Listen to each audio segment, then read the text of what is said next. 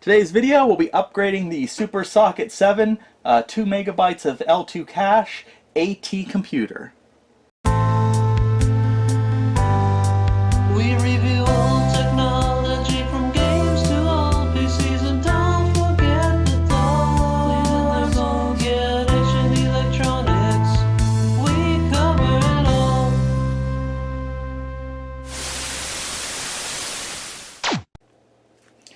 So not that long ago I did a video on this computer and it actually did pretty well. So this is my Super Socket 7 machine. It is an AT motherboard, but it has a whopping 2 megabytes of L2 cache on board. So we put this thing together, we got it running with Windows 98. I tried to go sort of 1997, 1998-ish.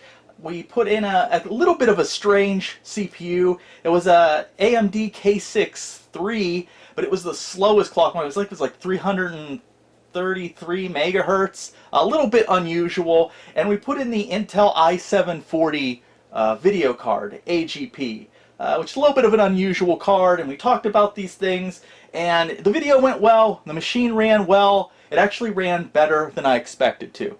Now, if you haven't seen that video, I do encourage you to go back, maybe watch that video first so you have a basis of this machine. I'll put a link in the description and maybe a card that will pop up if I don't forget. If not, again, you can always search it out on my channel. It might be like 3 or 4 videos back, depending. It wasn't very long ago that I did that video. So, at the end of that, I asked my viewers, should I go further with this machine? Do you guys want to see some more upgrades? And, well, I think like 3 people voted. But 2 of the 3 said, yes, let's push this machine further, let's upgrade it further. So, I'm going to upgrade this thing in our video today. I'm going to push it, we're going to see how far we can push it. So, I think a couple of the upgrades I'm going to do, I'm going to upgrade the sound card. We have a Sound Blaster, like a AW32 in there on the 60-bit ISA. We did that for better compatibility with some DOS games.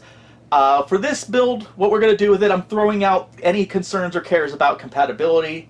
We're going all in on Windows. So I'm probably going to replace that with some kind of PCI card where the focus is more Windows.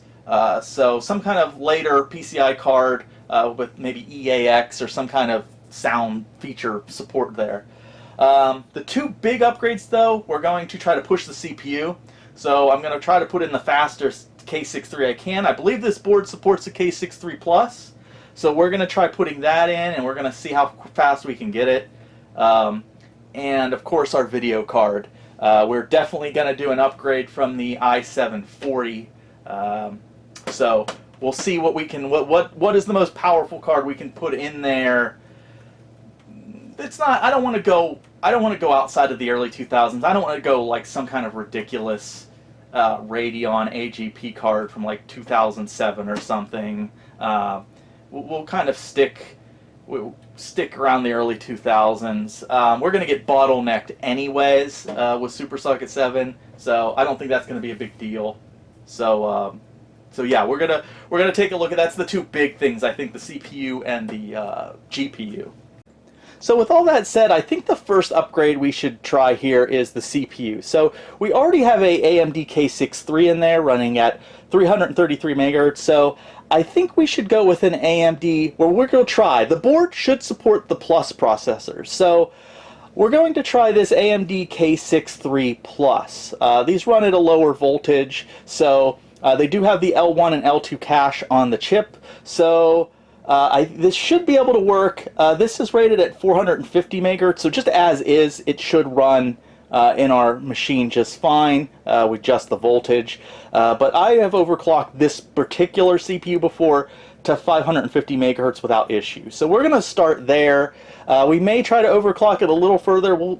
I never had luck getting this thing to overclock to 600 megahertz and be stable, but maybe with this motherboard and the faster cache on board it, maybe it will overclock to 600. But we're going to hope we can at least get the 550 megahertz on this CPU. There's this weird little discolored mark here on the what do they call this? It's not really a heat sink, but the little top of the CPU. There's a little bit of discoloring here. I don't think that's an issue. Again, I've used this CPU for a long time prior in a different build, and I never had issues with it. So hopefully it will run okay, and we can get it running in the board. That'd be quite a noticeable speed boost going from 333 to hopefully 550. So we'll see. The board supposedly does support the Plus CPUs, so we will find out.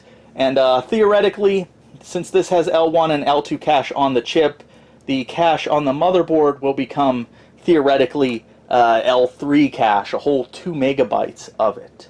Okay, I've installed the K63 Plus. I've set the switches and the voltages and everything to what should be for it. I'm mentally hooked up. I put in like my generic, it's like my TNT card that I just put in everything. It's just my generic testing card because I know it works. VGA, power, keyboard hooked up. I don't know. I don't know why I'm nervous about this. I feel like I missed something, but let's see. That's not good. Okay, well, I gotta figure this out. Aha, so I figured out what the problem was. So K63 at 450 megahertz. I was trying to run it at the 550 megahertz at the stock 1.7 volts voltage. So it wasn't, I was overclocking it without upping the voltage to what it should be at. So right now it does seem to be running on the K63 Plus at its stock settings, 450 megahertz at the stock 1.7 megahertz. So then I guess the next step, I'll try upping the voltage a little, and then we'll see if we can get that 550 megahertz overclock. Alright, so success. I just upped the voltage up to 2 volts, and now we are running our K63 Plus at 550 megahertz. I haven't checked it for stability yet thoroughly, but it seems to be stable. And I know I've used this CPU in another machine before for a long period of time, and it was stable at this voltage and at 550 megahertz. So first big hurdle I think we've leaped over here. Now we actually don't have to worry too much about wanting to do any upgrades with the hard drive. Since in the original video I was having some issues with the onboard IDE controller, and I ended up installing one of these PCI, it's an IDE like ATA 133 controller, and a little bit of a bigger, a little bit of a faster hard drive. Although I don't think it's ATA 133, but anyways, it's already, I think, from like 2000, 2001. We don't really have to worry about upgrading the hard drive. I guess if we really wanted, we could add like a PCI card with SATA on board and install some kind of SATA, or if we wanted to go really crazy, an SSD, but that's a little out of the scope of the build I'm trying to put together here. I'm trying to push this Super Socket 7 to the limits, but or close to the limits, but I don't really want to go too far beyond the very early 2002, 2003 really. So I don't really feel that that is necessary. So we'll just stick the hard drive with what we have there. So that mostly just leaves us with sound and video card. So with sound right now, we are going with an A32, I think, in the 16-bit ISA slot, and it's a good card for Windows. It's decent. It's really we really went with that card more for DOS compatibility and just to use those 16-bit ISA slots. With the build what we're turning it into now, I'm not really concerned with compatibility, especially with DOS titles so much. So we want to upgrade the sound to something a little bit more Windows appropriate, something like a Sound Blaster Live, something that supports sound acceleration and certain standards like EAX. So I think I'm just going with this sort of standard Sound Blaster Live. This is model SB0060. I like the Sound Blaster Live cards. They're pretty good for Windows. Like I said, they support EAX, and they actually have, for being PCI cards, they actually have good compatibility, backwards compatibility if you do play DOS titles. A lot of times it will work pretty good in DOS, and it will actually sound pretty decent. So I think the Sound Blaster Live is a good choice for upgrading our Super Socket 7 machine you know, to more of an early 2000s, very late 90s sort of sound standard. Now, I could go with something a little bit more advanced, like the Audigy cards from like 2003 and up. But I don't really think that's really necessary for this build. So, like I said, we're going to go with the Sound Blaster Live. And when you're doing this, if you're looking at Sound Blaster Lives, try not to get too confused. There's a lot of models out there, and some of them, like this guy, look very similar, but this is a Dell OEM card. And you can tell, what is it, SBO 200? So it looks very similar. If you do look at the chips, though, they are different. This chip, it's kind of almost the same sound chip, but I think there's an X at the end of it. So keep in mind, this has some cut down features and whatnot. So if you want like a, you know, this is a genuine Sound Blaster Live, but like I said, it's cut down. It was for OEM market. If you want a full Sound Blaster card with all the features, make sure you check the model numbers when you're picking your Sound Blaster Live card. Alright, so let's now talk about the all-important what video card we'll be putting in this Super Socket 7 build to push the limit. So we've got a K63 Plus, right now running at 550 megahertz, so it's pretty good. We've got a full L2 cache on board. With the K63, that should become like L3 cache. So we want to put in like what video card is going to give us the best performance, and we're not necessarily concerned about compatibility. We want good compatibility with Windows, obviously, like Windows 98. So that is an issue, but we're not super concerned with it. There's also the issue of the AGP slot. It is a ×2 AGP slot, and I think it's only 5 volt, I believe. So there's going to be a point where the CPU is just completely bottlenecking the GPU. So there's really no point in putting something faster than what the GPU can really handle.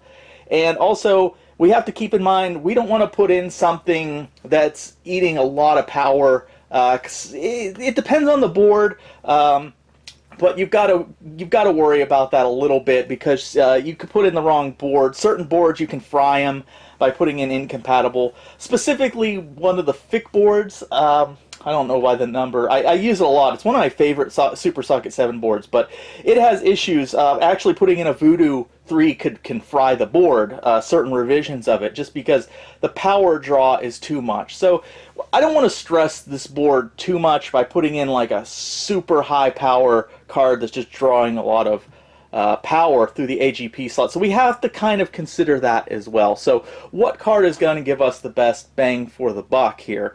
Now, I want to get this out of the way. I think the two best cards for Super Socket 7 are not, I'm not going to use either of them. And that's something like this, the NVIDIA TNT2, specifically the TNT2 Ultra. Very good compatibility, very powerful card, good drivers, 32-bit color support. That is an excellent card for Windows 98, Windows in general. I'm not even using this.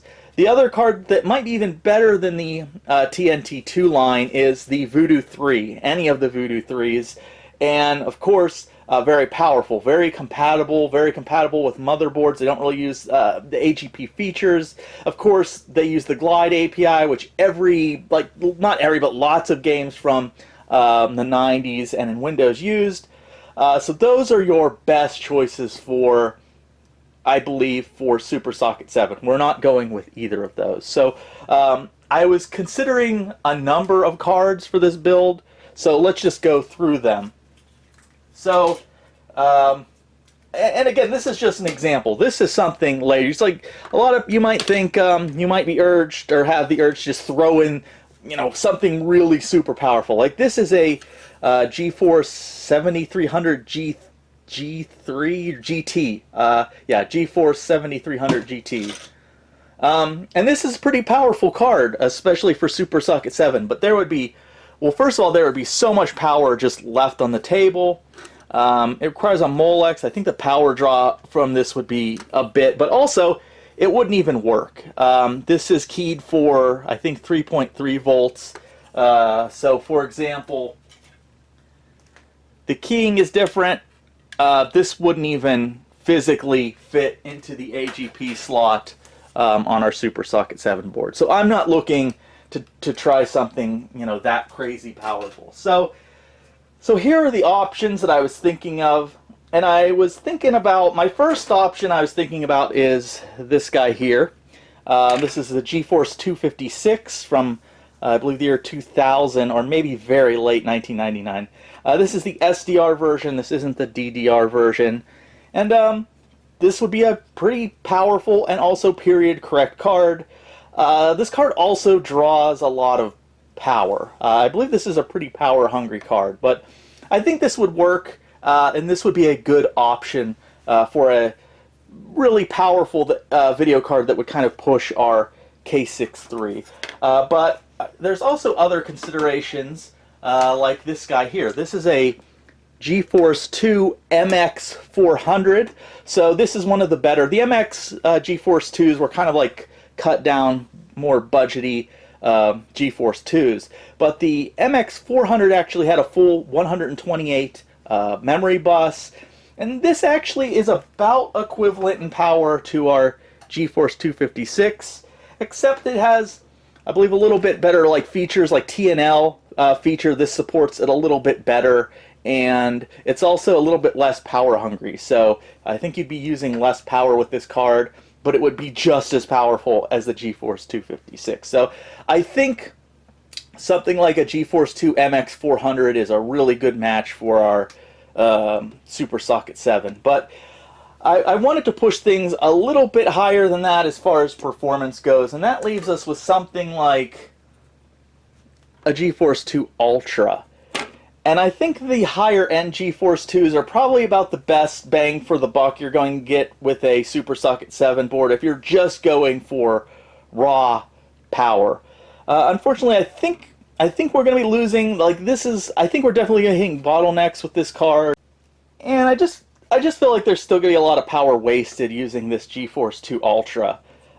These aren't really, I mean, neither is the GeForce 256, but these are pretty uncommon cards these days. They go for a pretty penny.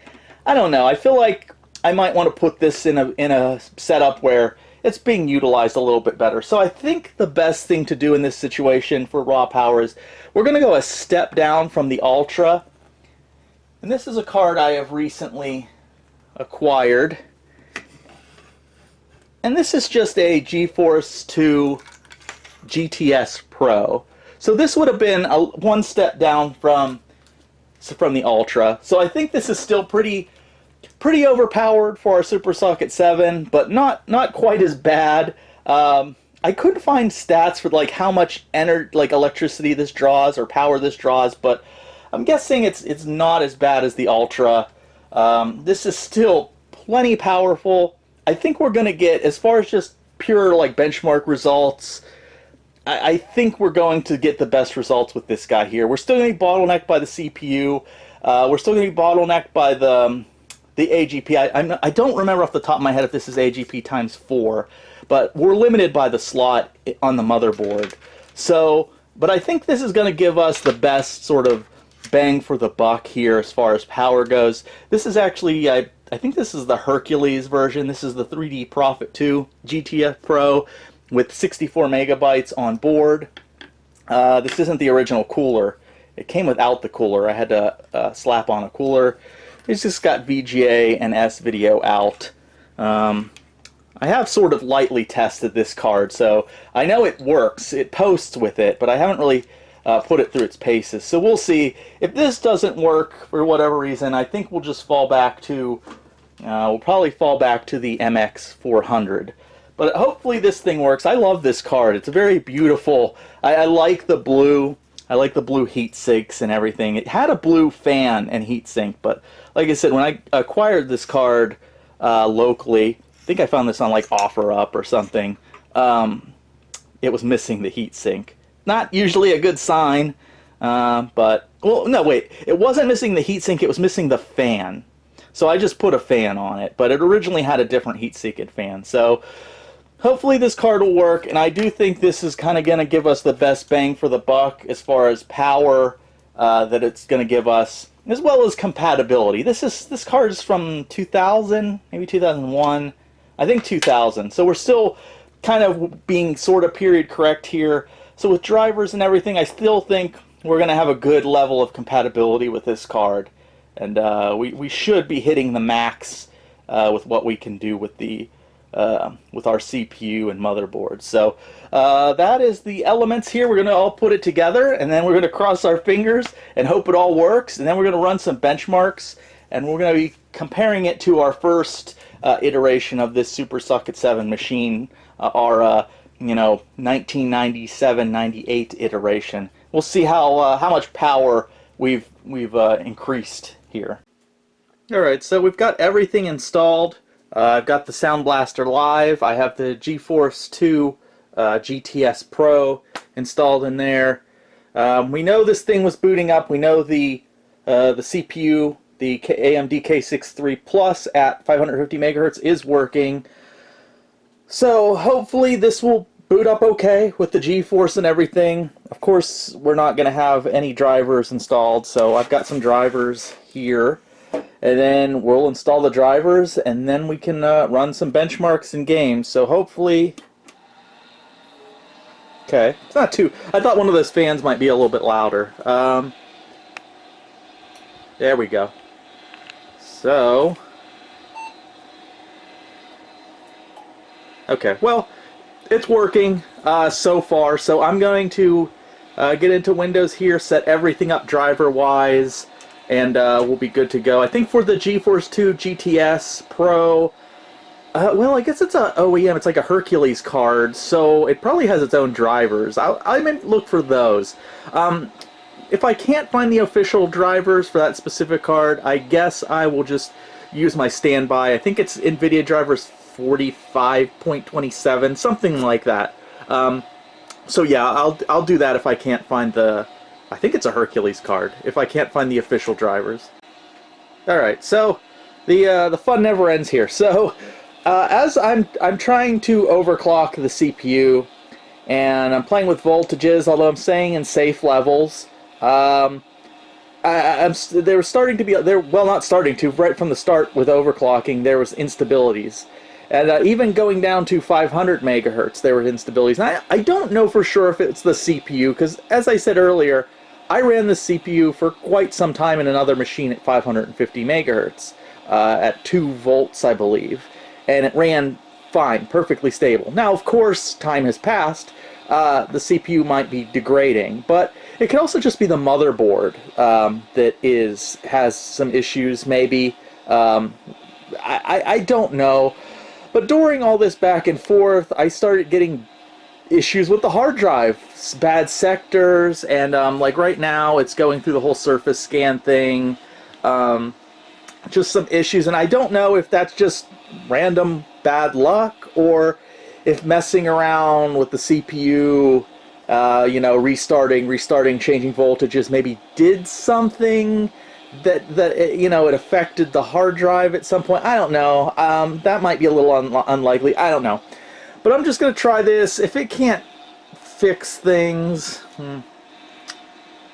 Okay. Well, if it can't fix things, I'm just going to reformat. Well, not reformat. I'm just going to put in a new hard drive.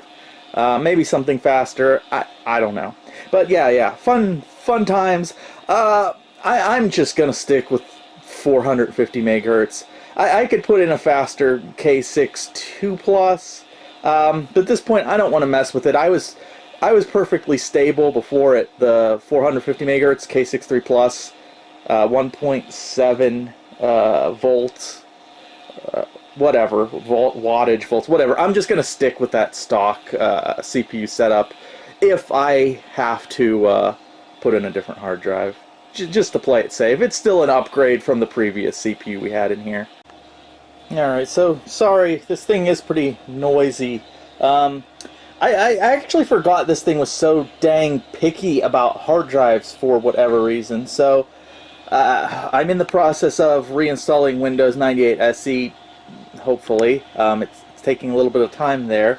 But I figured, well, let's put in, we've got that ATA 133 controller, let's put in a Maxtor 133. It just didn't work for whatever reason. the controller would detect this, but then when it would try to run Windows, it would just have issues. It said there were issues with the hard drive. Whatever. Oh, good, it's working. Okay, so, but in reality, these 133, these ATA 133 hard drives, you're generally probably really not going to see any increase in the speed between like ATA 100. It's kind of gimmicky. This is what I did have in there, and this, it looks really old, but I don't think it's that old. It's Ultra ATA, Seagate, 40 gigabyte.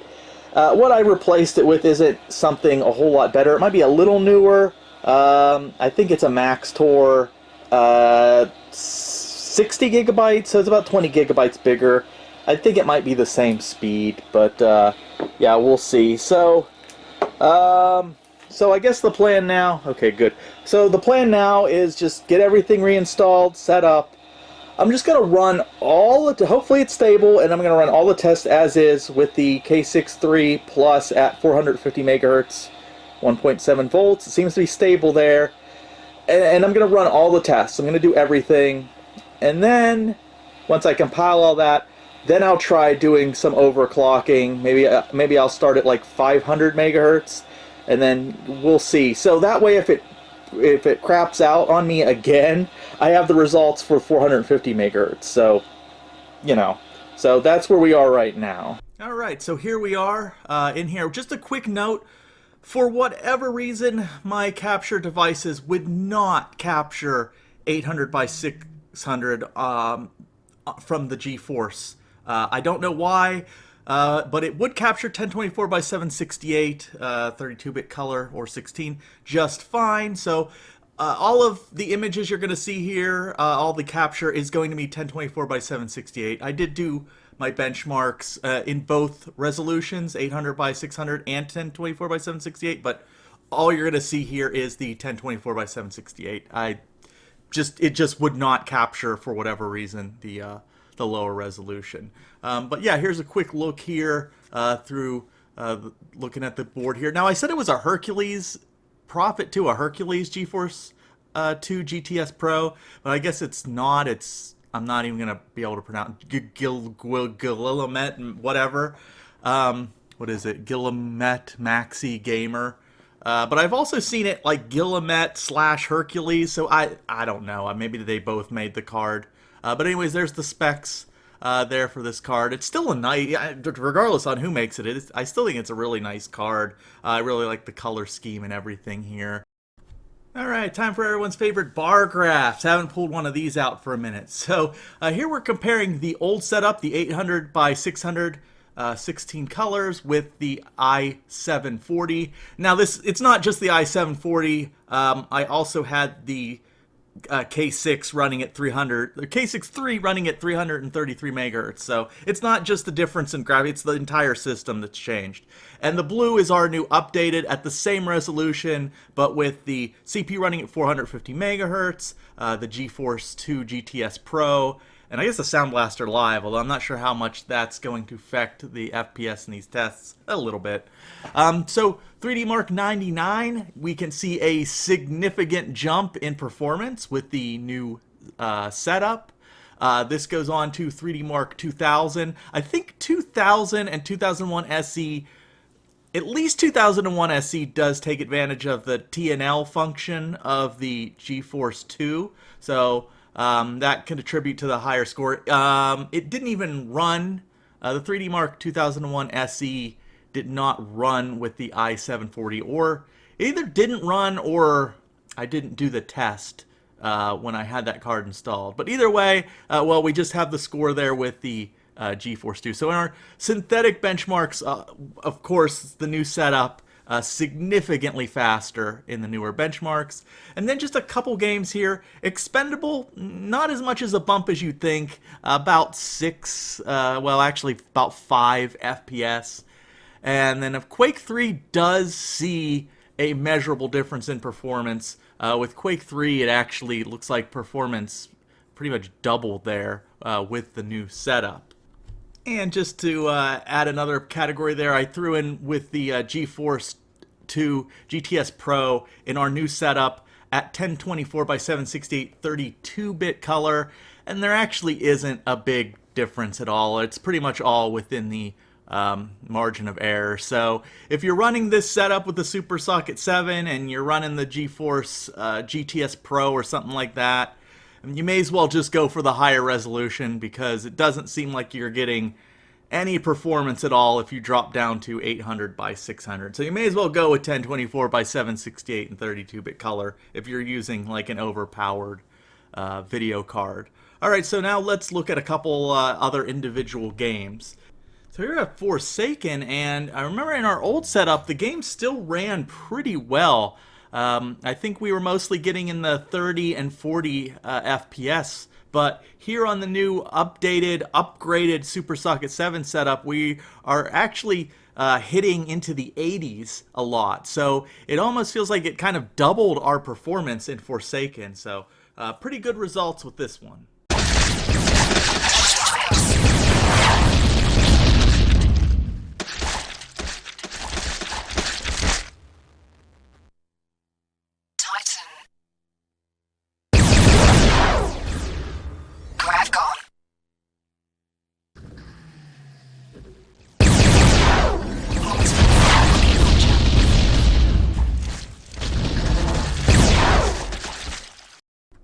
And Viper Racing looked good at 1024 by 768 with 32-bit color.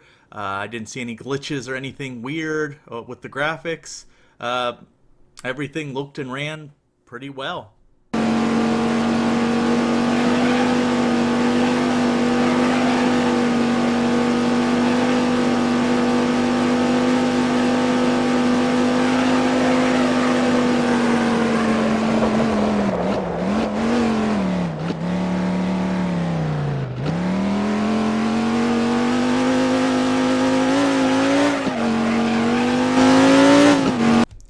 And here's Shogo, which, looked and ran pretty well. Although I have to say, I had some glitches with the menu. I'm not exactly sure if that was the video card's fault or if that could be fixed with different drivers or something. But it's just the menu would be it was just very hard to navigate. It would flicker and it disappeared, and it was a little strange. But once I got into the game, didn't really seem to have any problems.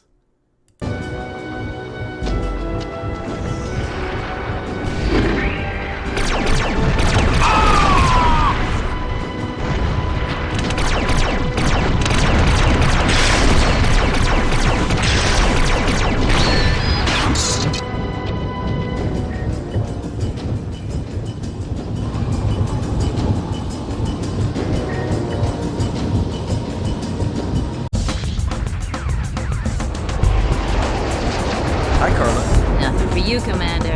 You're on. Hey, give me a red claw. One red claw coming up. He said his navcom went down? Yeah, he tells me he was drifting in space the whole time. Sorry, Commander, this area is off limits. Yeah, whatever. Flight officer? I have my orders, sir. Please be nice to me. Nerve!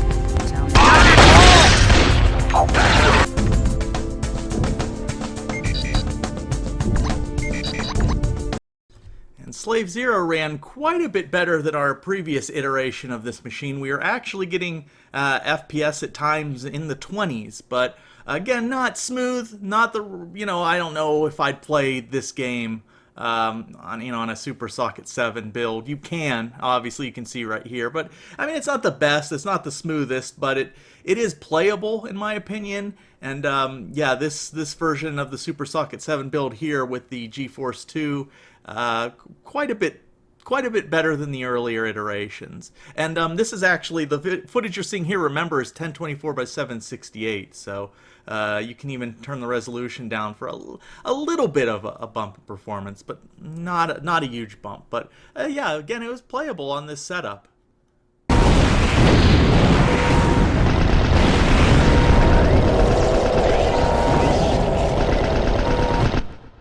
And we will finish up here with Return to Castle Wolfenstein.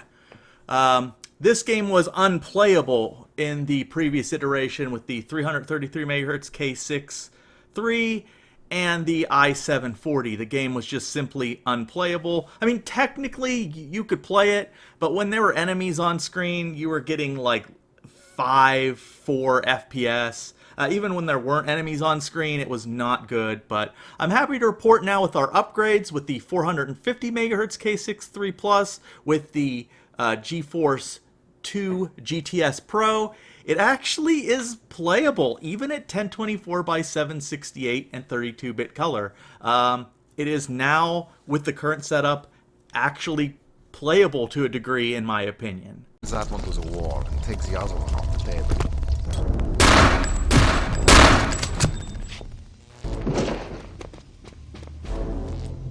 Dr. Z, is everything all right?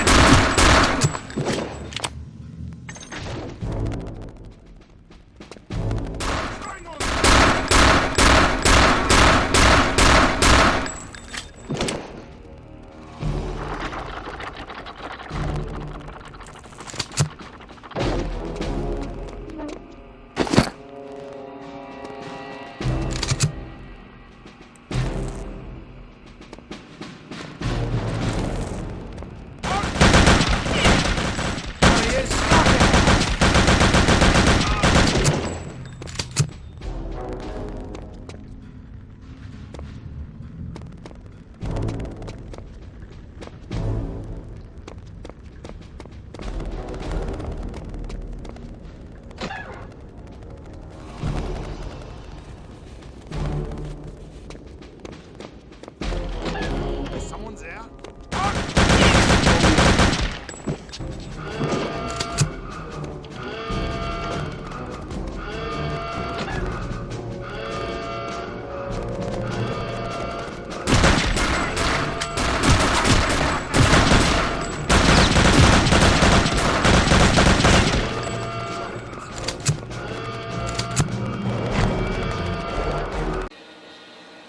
Alright, so we went through some games and benchmarks, but I think I'm going to end the video here.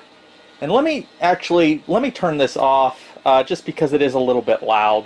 It's doing a scan there. It's probably going to lock up anyways, and I'm going to talk about that in a second here. Alright, so I'm having issues with this thing again, particularly with the hard drive. So as we're going on and I'm doing tests, I'm getting more and more lockups. Usually when I try to, when I'm in Windows, it's kind of okay, but sometimes when I try to play a game, it will lock up and it will just freeze up. And sometimes when I restart it, it will work. Sometimes it won't. I'm getting a lot of weird, like, I/O hard drive type errors when I restart the computer sometimes, or even just power it up.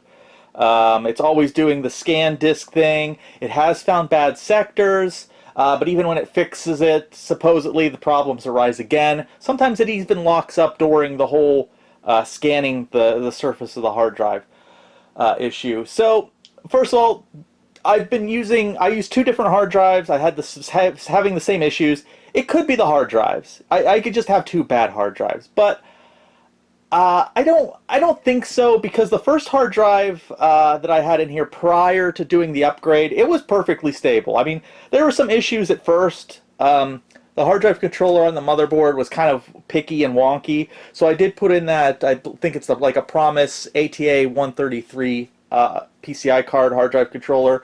And after I did that, after I installed Windows, this thing was really stable. Obviously, you've seen 2 prior videos on this machine, and I had no issues. We did the original one with the i740, and then we had the other one where I reviewed the Revolution, the number 9 Revolution 4 in this machine. Perfectly stable. The instabilities have occurred after I've done the upgrade. So the GPU upgrade and the CPU upgrade. I don't know why it seems to be messing with all the problems seem to be associated with the hard drive. And I don't know if I'm running the CPU that's in there right now stock. I mean, we were having some issues earlier overclocking it. If things went well, I was going to rerun the test with the overclock, but I don't think I'm going to bother at this point, because I'm just having too many issues, even with it running at the stock stock voltage, stock 450 megahertz. Now the one thing, our front side bus did go up. With the original CPU in here, was a K63 at 333 megahertz, I believe, and it was running on a 95 megahertz front side bus. It's running on a 100 megahertz front side bus now. That's only 5 megahertz, but I don't know. Something could be throwing things off, and it's causing corruptions over time in the hard disk. I'm not really sure what's going on. I don't think it's the upgraded video card. I suspect it has something to do. And I don't think it's necessarily the hard drives, and I don't think it's the hard drive controller either, because like I said, it was rock stable before I did these upgrades. So I feel like the CPU or the higher front side bus might have something to do with it. I don't know though. I'm gonna continue tinkering with this thing, and there might be another video on this machine. I might try like different CPUs with lowering back the front side bus, and maybe like a newer hard drive or something, just to make sure it's not the hard drives. I'm going to do a couple things, but that's going to take time. And I want to get this video out, because I think the video has sort of served its purpose. We did get good benchmark readings. We did get a couple games, enough to compare it with our older system. So in that sense, I think the video was a success. We did see what the upgrades would do. It's just not being stable, and I can't push it and run some other games on there. It's just becoming too unstable. So, and there's some other projects I want to get to.